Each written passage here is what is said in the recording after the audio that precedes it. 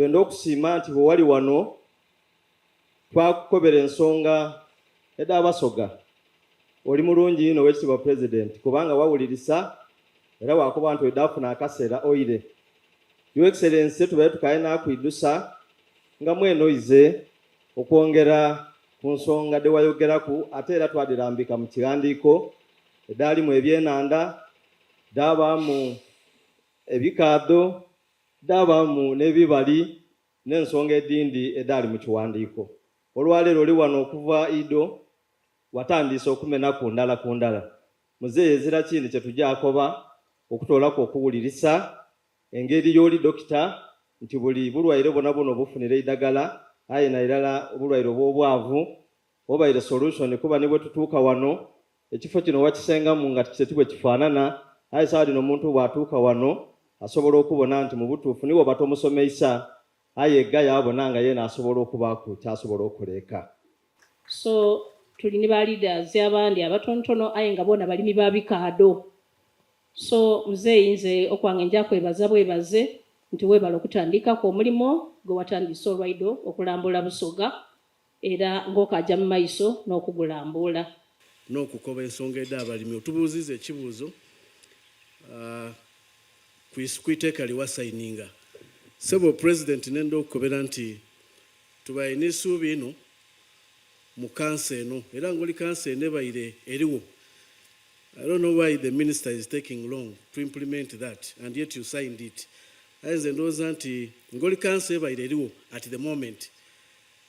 Abalimi bandu bairenga bafuna sente enungi kubanga twayikirizaganya nti tani ekyali ku obuzibu memale tulwewo okusayininga eteekero kyali nga tuli kulemerera okuyikanya ne baamiira. How many tons of sugar should come out of 1 ton of sugar cane? Worldwide niwe bakenya wano buli tani yabikade bagisettinga nga eva mu kilo 10 it must give you 100 kilos 1 ton of sugar cane. Ekyo ne kyayi tulobye okuyikanya nakyo, but with the help of the ministry officials Honorable Migereko twakuba nti tutandikire ku 8.5 nti 1 acre must give you 85 kilos. Mira, we don't want that nonsense. Okutukoba nti ebikado bivire mu kilo 6. But olwokuba saa eno kansa ezirawo tuli kufuna emitwalo 10 buli tani omulimi tali kufuna ate ngoli kansa eriwo saa eno at the moment kubanga saa eno tani ya sukali omuyindi aligitunda $2 million n'emitwalo 5 nga kuzira musolo, because the formula says the price of sugarcane shall be equal to the price of 1 ton of sugar times the recovery, which is 8.5. That is the amount of sugar that comes from 1 ton of sugarcane.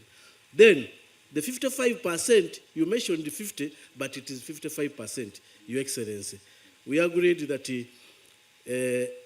bwogaita esente omuyindi dona ediva mu sukali esano gwogaiseku byona press mad bwabanga ayikubitunda at the end of the day tufune ku 55%, not 50 like you said.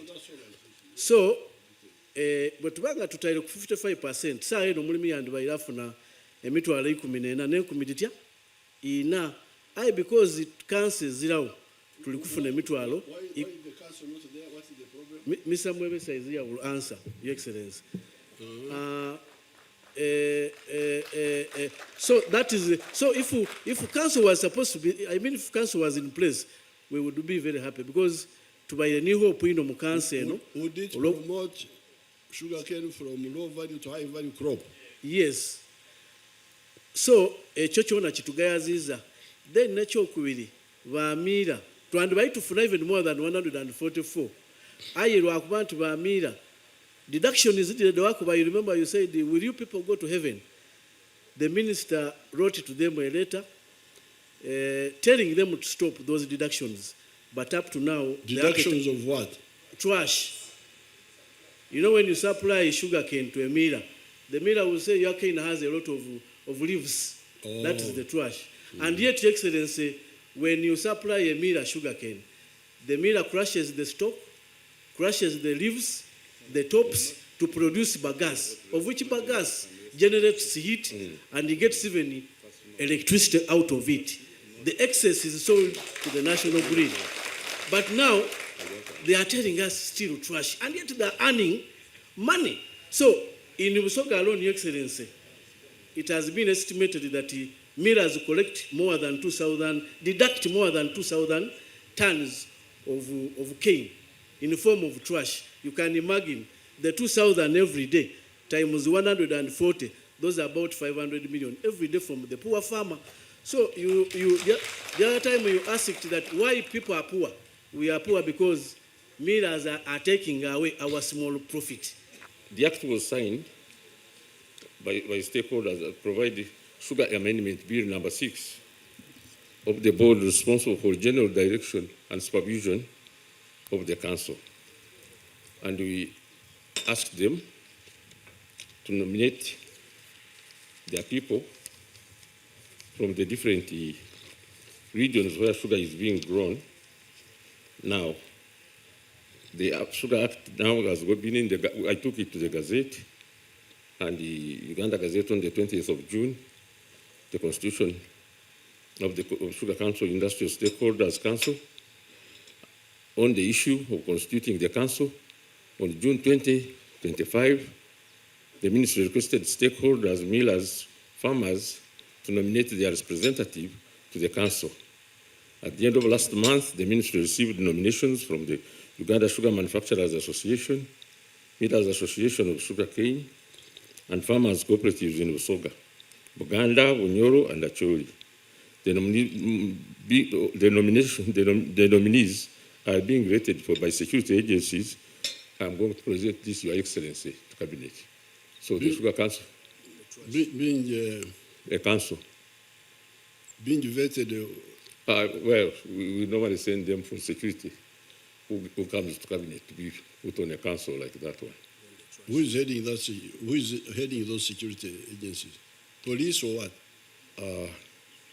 It is the Ministry of Internal Security. ISO. ISO. Where is the ISO man here? There's an ISO man.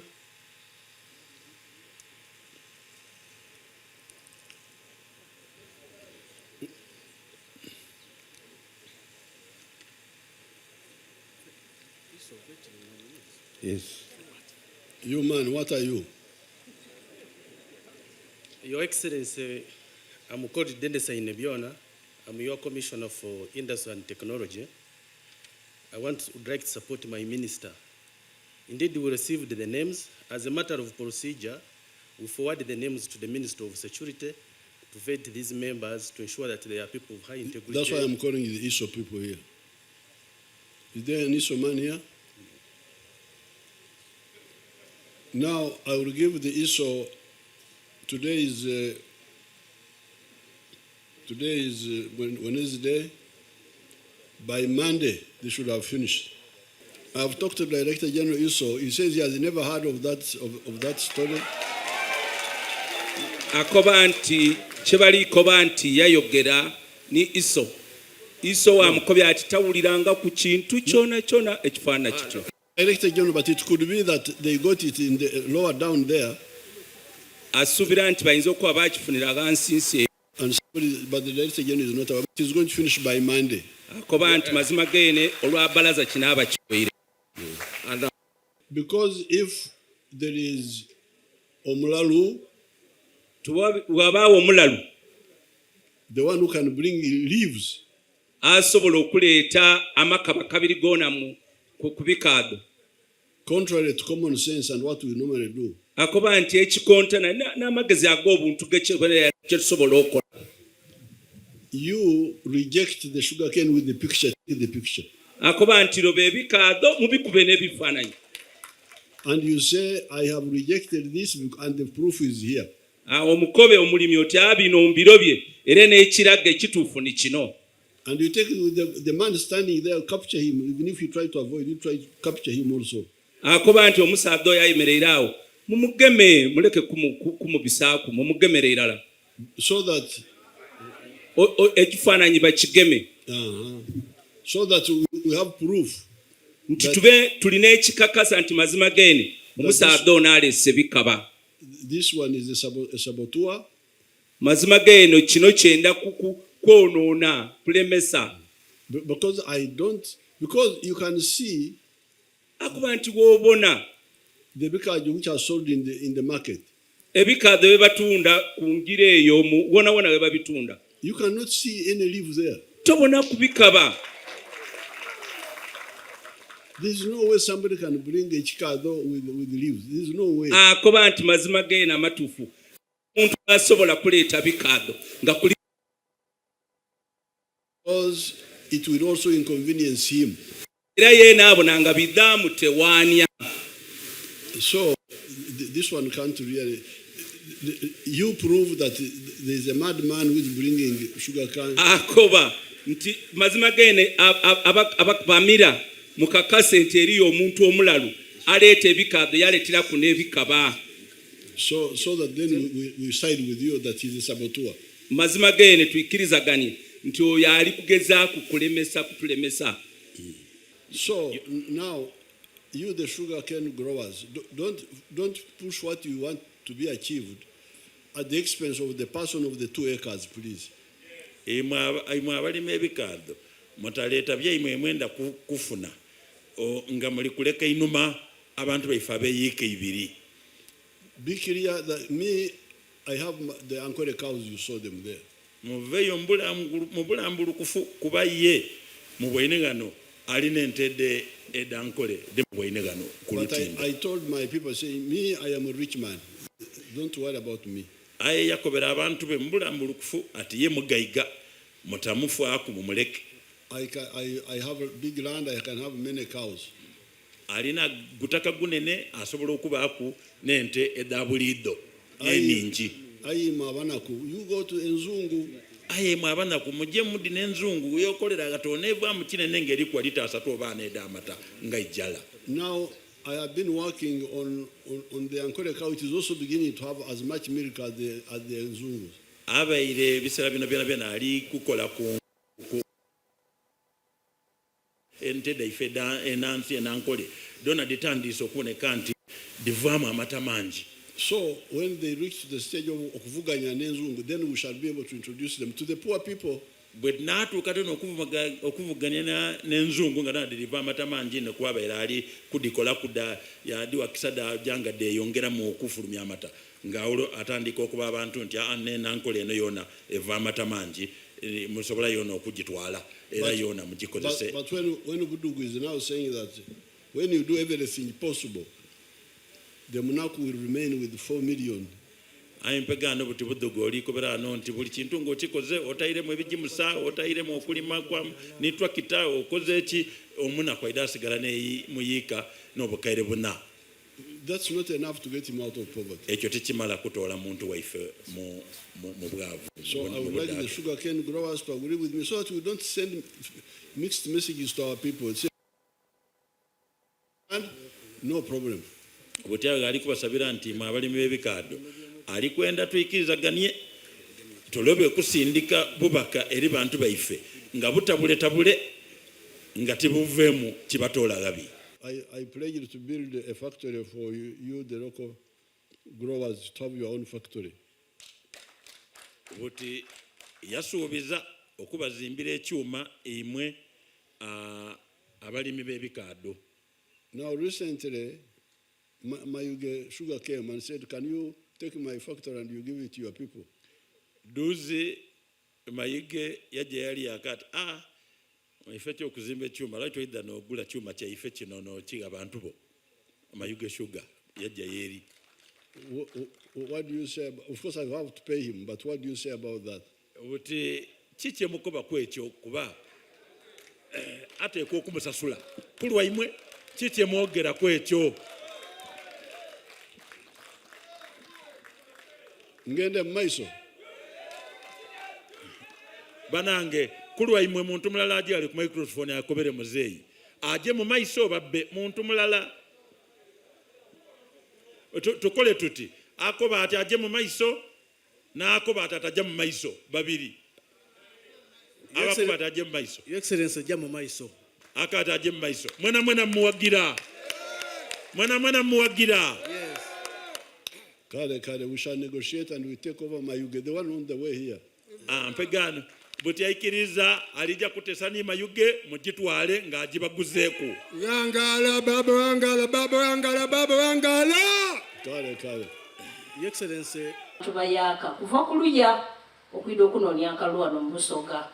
Beera aziramu kwekeka mukoona n'abali gano mwami Buduga azira kwekeka mukoona ate nga ekifo kino kikyo kano n'amakaago ka esemba bule twayogera programs getwenaninga n'ona tugite. Your Excellency ndikutwala mu kusako abandi abali wono And the members of parliament, n'ababaka buli. the story of the idea of Thank you, Your President. some people could be rich, but majority had to be poor. Tuwala n'omuntu bw'agana ategerawo era kanti agerangaranya n'ebindi ebiri mu mawanga agandi.